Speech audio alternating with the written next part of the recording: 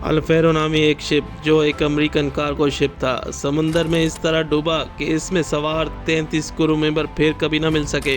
We now have Hurricane Joaquin. This now with winds of 75 miles per hour. Hurricane Joaquin. ये इतना जल्दी समुंदर में गायब हुआ जिसकी कोई मिसाल नहीं मिलती। ये था अल्फेरो। वेलकम टू अंधेरों का सफ़र। आगे बढ़ने से पहले हमारे चैनल अंधेरों के सफ़र को सब्सक्राइब कर दें और बेल आइकन को प्रेस कर दें। अल्फेरो नामी एक अमेरिकन शिप जो एक कार्गो शिप था जिसे अमेरिकन मर्चेंट मैरीन्स ने तैयार किया था। सन शिप बिल्डिंग एंड डाइटॉक नामी कंपनी ने 1975 में तैयार किया गया था।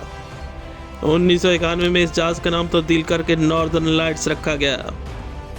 ये जहाज़ 32 सालों से दुनिया के तकरीबन हर समुंदर में सफ़र कर चुका था। इसने कई बार समुंदर के उतार चढ़ाव और तूफान को झेल चुका था। इस शिप के कई कप्तान आए जिन्होंने इस शिप की कमांड संभाली। 29 सितंबर 2015 अल्फेरो ने रात 8:10 पर फ्लोरिडा से अपने एक भयानक सफ़र का आगाज़ किया।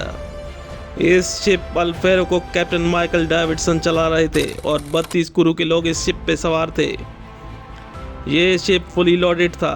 जब ये शिप अपने सफ़र में रवां दवां हुआ तो उस वक्त समुंदर में 1130 किलोमीटर दूर एक तूफान बन रहा था। शिप उस वक्त इस तूफान से दूर था। ये शिप एक जदीद शिप था जिसमें रडार सिस्टम और इलेक्ट्रॉनिक नेविगेशन सिस्टम नस्ब था।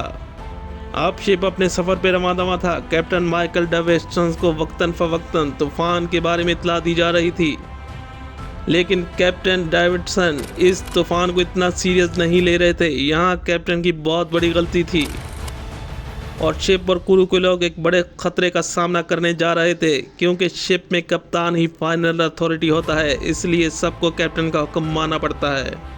अब ये अल्फेरो शिप जैसे जैसे तूफान के करीब पहुंच रहा था, समुंदर की लहरें बहुत बिखरी हुई और हवा भी बहुत तेज़ हो रही थी जो शिप को बहुत हिचकोले दे रही थी।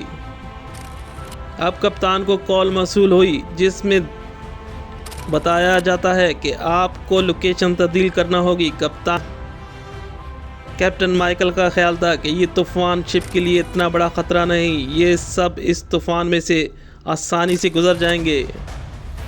और साथ में कैप्टन माइकल डेविडसन अपने मुकर्रर वक्त पर ही अपने मकाम पे पहुंचना चाहते थे।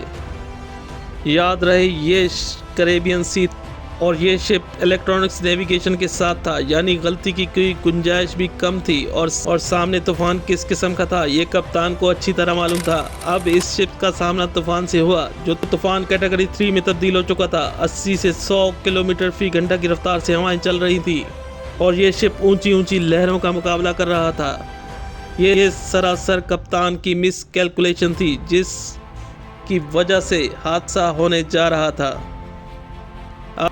अब शिप एक तरफ झुक चुका था। यहाँ कप्तान की गलती थी कि वो ये समझा कि शायद तूफान की वजह से शिप का एक तरफ झुका हुआ है। कप्तान ने अपने क्रू को हिदायत दी कि लोअर डेक जाके चेक करें।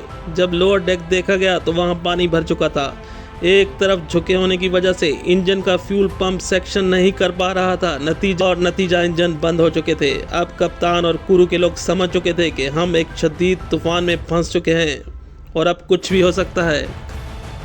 कप्तान ने इमरजेंसी मदद के लिए अमेरिकी नेवी से मदद तलब की। जितनी देर में मदद आती ये जहाज़ इतना झुका कि समुंदर की लहरों में गर्क हो गया। और जब अमेरिकन नेवी के हेलीकॉप्टर इस मकाम पर पहुंचे तो जहाज़ का नामो निशान न था। ये इतना जल्दी हुआ कि सब हैरान थे कि इतना बड़ा जहाज़ इतनी जल्दी कैसे डूब सकता है।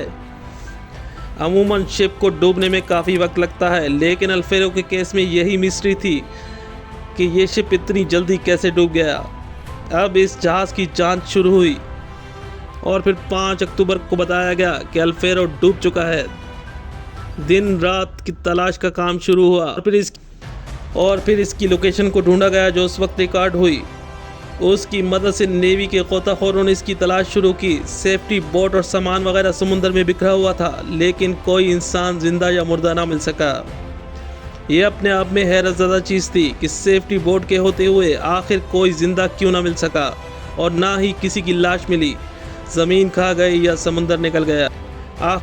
आखिरकार अमेरिकन नेवी ने अल्फेरो को समुंदर के अंदर तलाश कर लिया और सबसे हैरान करदा तस्वीरें ये थीं کہ شپ سمندر کے نیچے کھڑا ہوا تھا۔ کبھی بھی سمندری حادثے میں نہیں ہوتا کہ ایک شپ جو طوفان سے لڑتے لڑتے ڈوب گیا ہو اور بالکل سیدھی حالت میں سمندر کے اندر موجود ہو۔ الفیرو گزشتہ 30 سالوں میں سب سے بڑا سمندری حادثہ تھا۔ الفیرو تو ڈوب گیا، اس کے پیچھے 33 لوگوں کا کبھی سراغ نہ ملا، اور ایک سوال الفیرو چھوڑ گیا کہ وہ 33 لوگ کہاں گئے، اور وہ شپ اتنی جلدی کیسے ڈوب گیا کہ کسی کو سنبھلنے کا موقع تک نہ ملا، اور سمندر کے اندر یہ سیدھی حالت میں کیسے موجود تھا۔